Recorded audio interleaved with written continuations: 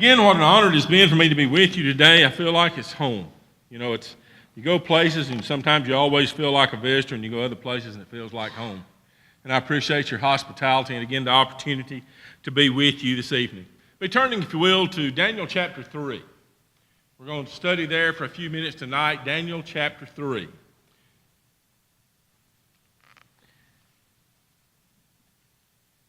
When I was a young boy, my dad used to work in a nearby town of Lawnville where we grew up in Sylacauga, Alabama. And he worked for what we call the shell plant. It may have had another name, but everybody that we knew it as a shell plant. And they got in pieces of steel that were about yay long and about yay square, weighed 110 pounds.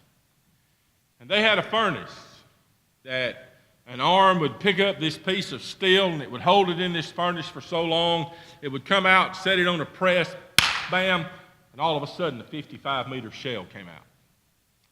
And it was so amazing to know that this little piece of steel about this long is this long. And my dad has still got one of those casings that they made at the house because it was amazing to watch that happen.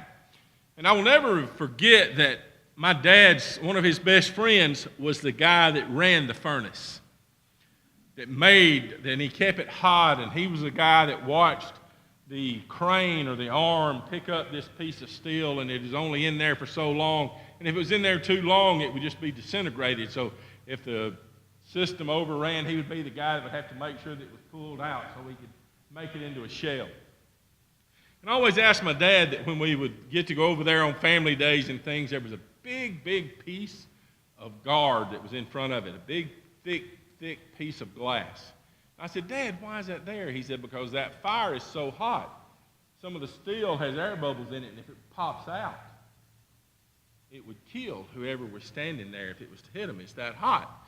And you would see, and I remember now as looking as a kid, and there would be big places on this big old thick piece of glass where that steel would pop out.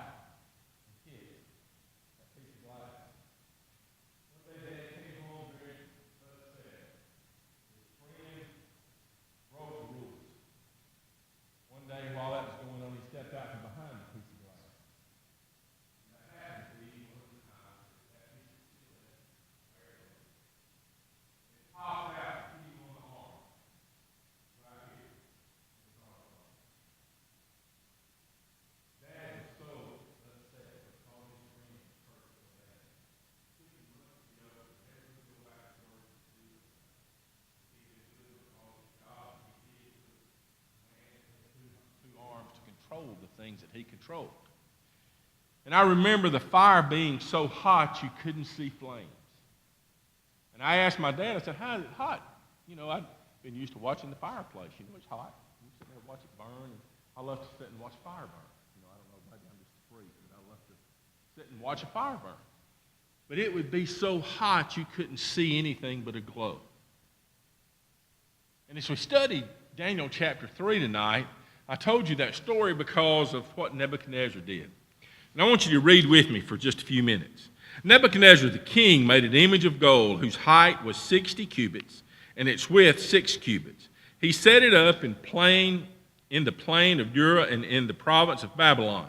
And King Nebuchadnezzar sent word to gather together the satraps and the administrators and the governors and the counselors and the treasurers, the judges, the magistrates, all the officials of the provinces to come to the dedication of this image which the king Nebuchadnezzar had set up. So the satraps, the administrators, the governors, the counselors, and the treasurers, the judges, the magistrate, and all the officials of the provinces gathered together for the dedication of this image that King Nebuchadnezzar had set up. And they stood before the image that Nebuchadnezzar had set up. Then a herald cried aloud, "To you it is commanded, O peoples, nations, and languages, that at the time you hear the sound of the horn, flute, harp, lyre, and psaltery, and symphony, with all kinds of music, you shall fall down and worship the gold image that King Nebuchadnezzar has set up. and whoever does not fall down and worship shall be cast immediately into the midst of the burning fiery furnace. So at the time when all the people heard the sound of the horn, flute, harp, lyre, and symphony with all kinds of music, all of the people, nations, and languages fell down and worshiped the gold image in which the king had set up. The king made a decree, and he called all of the leaders of his provinces to come in and talk to him. And he wanted them to be plain, and he wanted them to understand that if you don't do the things I command, I've got a furnace up here, and whoever doesn't, it's going to be thrown in. And every time I read this story and I study this passage, I think about the shell plant at Sylacauga, and I think about that furnace that I saw as a kid. And I think about how hot it was. All right, let's continue reading. Therefore, at that time, certain Chaldeans came forward and accused the Jews. They spoke and said to King Nebuchadnezzar, O king, live forever. You, O king, have made a decree that everyone who hears the sound of the horn, flute, harp, lyre, and psaltery and symphony with all kinds of music shall fall down and worship the gold image, and whoever does not fall down and worship shall be cast into the midst of the burning fiery furnace. There are certain Jews whom you have set over the affairs of the province of Babylon, Shadrach, Meshach, and Abednego, and these men, O king, have not paid due regard to you. They do not serve your gods or worship the gold image which you have set up. We know the story. What happened? The king got ill about it. He had these guys come in and he asked them, did you fall down and worship me? What did they say? I don't have to. And he got really upset and he was going to give them one more chance to do that. Did they fall down? So what does King Nebuchadnezzar do? He gets his guards or soldiers or whatever you want to call them to come and get these men and throw them in the furnace. Now, the Bible is very plain when it tells us that the men that took them to the furnace died. The fire was so hot that it killed the men that threw them in the furnace. Now, the fire here killed the people that they were killed. You recall in that period of time, King Nebuchadnezzar was known for and I guess I don't think he's crazy in the city. I don't know if he's real guard and take these guys up there, you know. He did kill them, but he killed that Babylon. Why did it not kill them? Why did it not cause them the same harm that it did his guards? But he had his pride on right now, and he was thinking about, well, I made this decree, and this is what's going to happen. These guys are going to be thrown in this furnace because they didn't know that. And the king is sitting there gloating in his glory, thinking, man, what I said has happened, and I'm making an example out of these Jews, and they didn't fall down and worship me, and now they're in the furnace. But as he began to sit there and he began to look, he threw 3 men in the furnace. How many was walking around inside the furnace? 4. All of a sudden, he saw 4 men walking around inside that furnace. I don't know about Nebuchadnezzar, but I'm going to tell you that would have shocked the fire. How were 4 people walking around in that fire?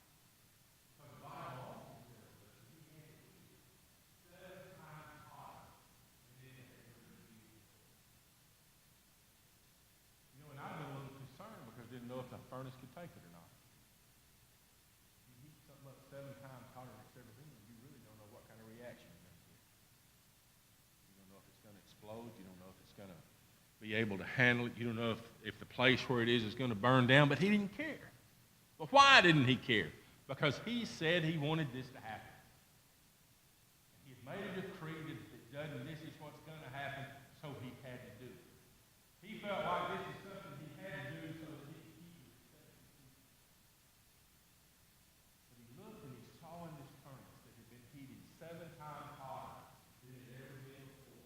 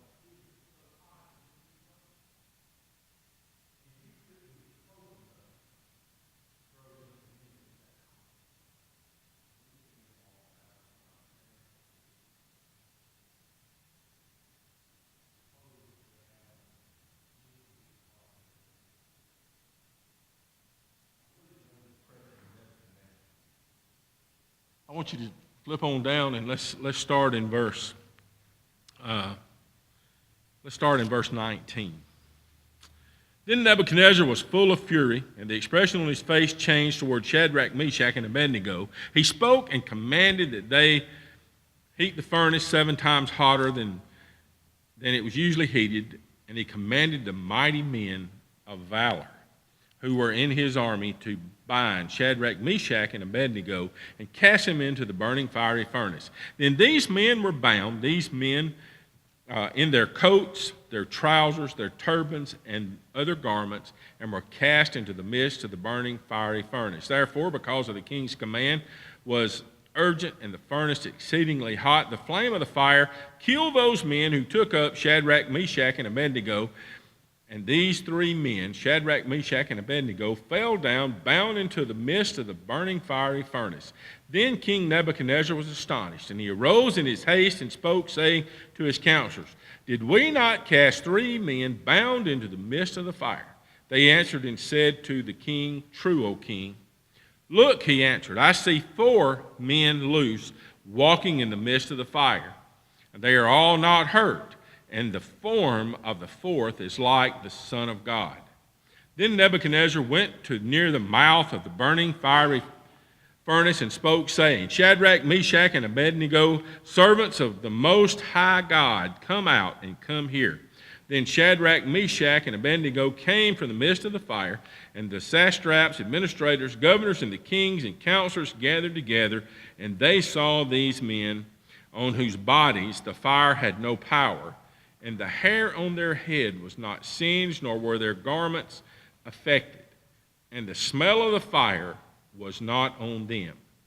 Nebuchadnezzar spoke, saying, "Blessed be the God of Shadrach, Meshach, and Abednego, who sent his angel and delivered his servants who trusted in him, and they have trusted the king's word and yielded their bodies that they should not serve nor worship any god except their own God. Therefore I make a decree that any people or language which speaks anything amiss against the God of Shadrach, Meshach, and Abednego shall be cut into pieces, and their houses shall be made an ash heap, because there is no other God who can deliver like this." The king promoted Shadrach, Meshach, and Abednego in the province of Babylon. I'd say it made an impression on the old boy.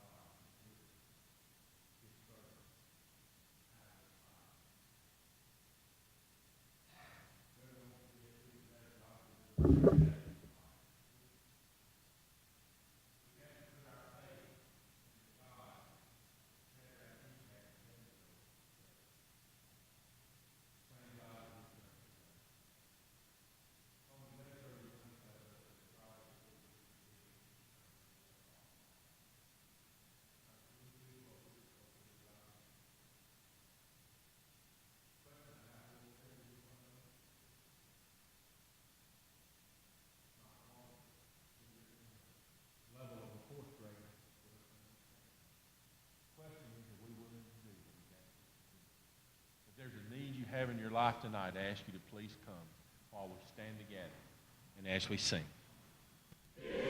On behalf of the Lawnville Road Church of Christ, I want to thank you for joining us today for our worship. If you ever have an opportunity, we invite you to join us at our physical location at 1301 Lawnville Road in Kingston, Tennessee. We hope you will come experience the simplicity of New Testament Christianity, learn about God, and become a part of His family. If you have questions, if you would like to know more about the Bible, or if you would like a home Bible study, feel free to contact us by calling 865-717-0444. Or, for more information, visit our website, www.lawnvilleroadcoc.org. Again, we thank you, and we hope you have a blessed day.